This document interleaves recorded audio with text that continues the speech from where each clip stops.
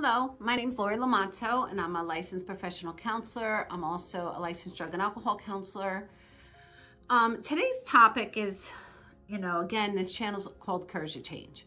So today's topic is more about family members, okay, who might have someone who is complicated because of trauma or addiction. Sometimes what can happen for the family members, there are meetings like Al-Anon meetings and CODA, the CODA stands for like a codependent role that the family member might do, okay? Because when someone has addictions or trauma, they become a little bit difficult and they're maladaptive. So the parents or the siblings or grandparents are dealing with someone that they have to struggle with maintaining some kind of healthy relationship with when it's an unhealthy situation. So this is more about the family members who are watching someone try to either eventually get into recovery, maybe they're not in recovery yet, maybe the child or the husband or the wife doesn't even realize they need recovery. But one of the words that we use in therapy is this word called enabling. Now, we do know that to enable, someone can be important, It in some ways, like enabling can be like we use an outlet for a light and it enables the light to turn on. So we know when we look at the word enabling in other concepts, we can see the benefit. We can see the benefit that we need the outlet to enable the light to go on. However, when we have maladaptive, dysfunctional family systems, typically the codependency of the family system and the enabling role can be very hard to let go of. I was given to me one time the description that to enable someone would be when you're supposed to give them a boundary. You're supposed to tell them, no, they can't have any more money, or you're trying to set up curfews, or you're trying to, give reprimands. And in the end, you can't keep your word and you don't follow through. So in this dynamic, the parent or the spouse will end up cushioning things. They try to soften things. They get afraid that if they don't cushion something, what if that makes my child or spouse overreact? What if that makes my child or spouse overdrink, overdrug, run away? So they end up trying to cushion and make things a little softer so that the parent or the spouse that's healthy doesn't feel bad, So they'll enable sometimes the bad habits. And the description would be like your user, the one who's abusing substances or the one who has had some traumatic experiences and is acting out. A lot of times what happens is eventually the abuser or the abused person ends up not consciously doing it, maybe because they're blind spots and they're unconsciously doing things potentially because of addiction or because of trauma, but they can take advantage of the position of the person who is trying to help. So we'll just use money as the example. So say the child or the spouse needs help with money, and maybe this is a bad move and you shouldn't give them money to pay a bill or to pay their rent or to pay car insurance or something, But you're sort of hesitant to say no because you're afraid then they're going to live an unhealthy lifestyle that day, So the parent will enable this and put like a mattress, this big, fluffy, soft mattress, and say, sure, I'm going to pay all your bills this month, And eventually the one who is addicted or going through some trauma responses gets familiar with the parent or the partner giving them these soft mattresses. They never have to really deal with a hard thing because that person is like, oh my gosh, I need to give them this big fluffy mattress to fall on, so that when the rubber hits the road, they fall on this mattress and things won't be so bad. Okay, and the parent or the partner might overcompensate and give all these soft, fluffy mattresses to not have that child or partner or addict, whichever, have to deal with hard feelings, complicated feelings. So this topic today, though, is going to be more about how do you stop doing that? How do you, as the partner or the parent, stop enabling?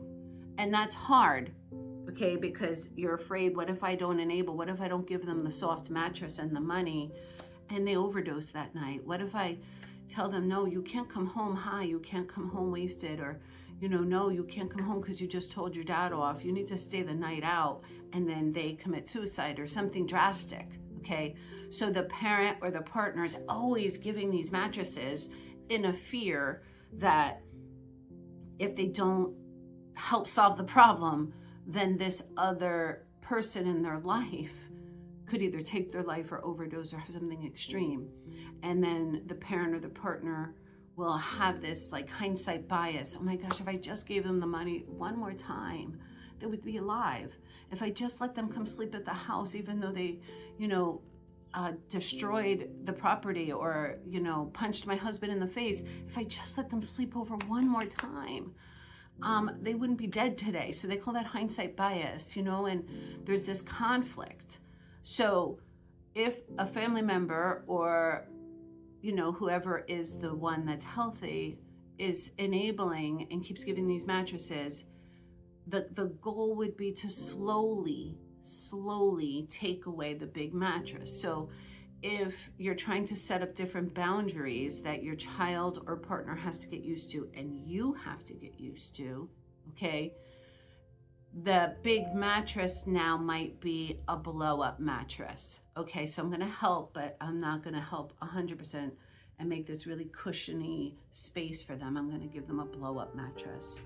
Okay, then maybe a month or two later, when you're trying to get better again at your boundaries and not enabling the problem, maybe you'll give a yoga mat.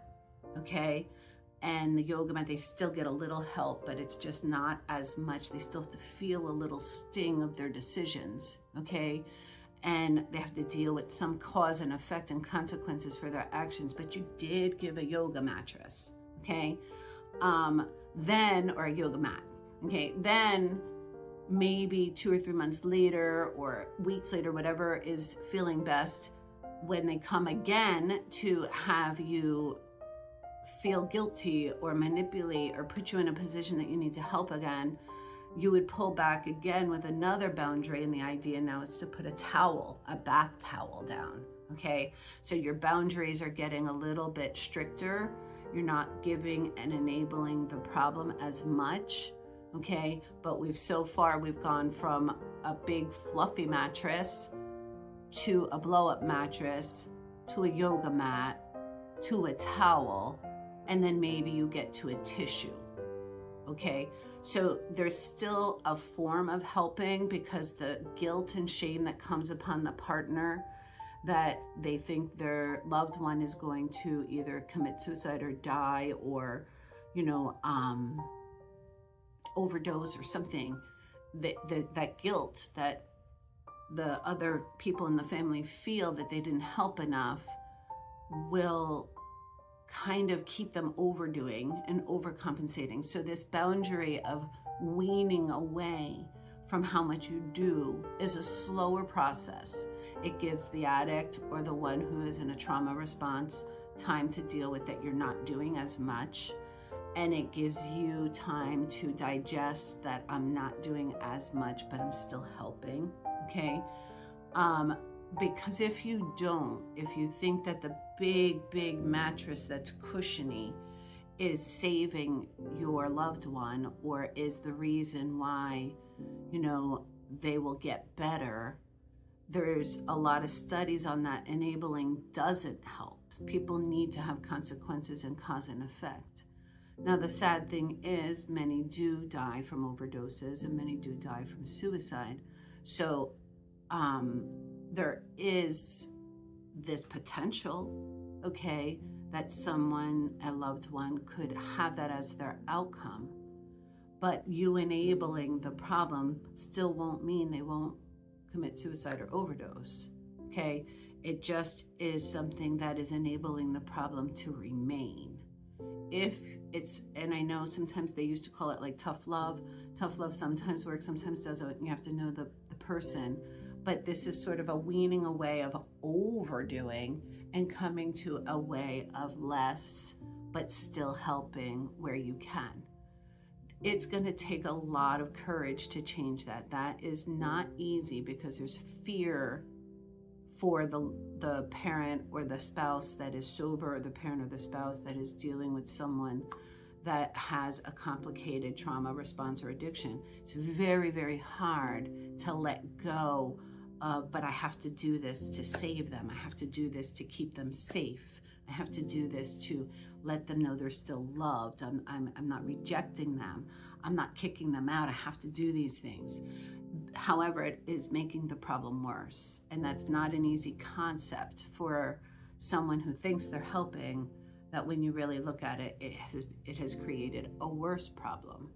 Okay? So today I'm asking for you to just look at who is the partner or the child that has whatever maladaptive thing happening, and what part are you playing that you can change that enabling concept.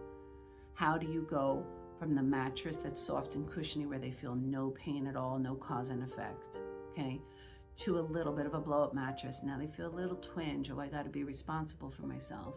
Then they get the yoga mat and they feel, oh wow, I have to take accountability for my actions because I got a little help, but I didn't get 100%.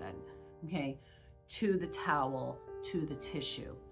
Now the tissue is minimal help. Obviously the tissue is not, if your loved one does have a fall, you know, or does get into a pit or something, a tissue is really, really, you know, limited amount of help that you're giving. But then maybe they'll go to the rehab. But maybe they'll now go and deal with some kind of higher level of care for their mental health. If the cushion keeps coming, they never get to that step to actually take accountability and responsibility for the part they're stuck in, the trap that they're stuck in. They're in a bondage to something. So I'm hoping this made sense, what enabling is and where and how come it happens, because you love them, and in hindsight you don't want to have them hurt themselves because you didn't help enough, that guilt or shame. But to overdo and enable too much also keeps the problem going. It keeps it in a circle that it just keeps repeating. So I'm asking you to revisit, be curious about the part you're playing in this role, and if you are enabling, if you are doing something that keeps the pattern going, and then how do you little by little by little by little do a little less so it doesn't shock you and it doesn't shock them. Okay, it does take courage. Again, it's courage to change. And even those in Al-Anon, if you do Al-Anon, you know the Serenity Prayer. Grant me the serenity to accept the things I cannot change, the courage to change the things I can, and the wisdom to know the difference. So I hope this video helped you on what enabling is, how come you get trapped in it, and then also how to start setting up different boundaries, but then still helping slightly. Please hit the subscribe button, hit the like button, and I hope you continue to follow and be a part of our community. Thank you.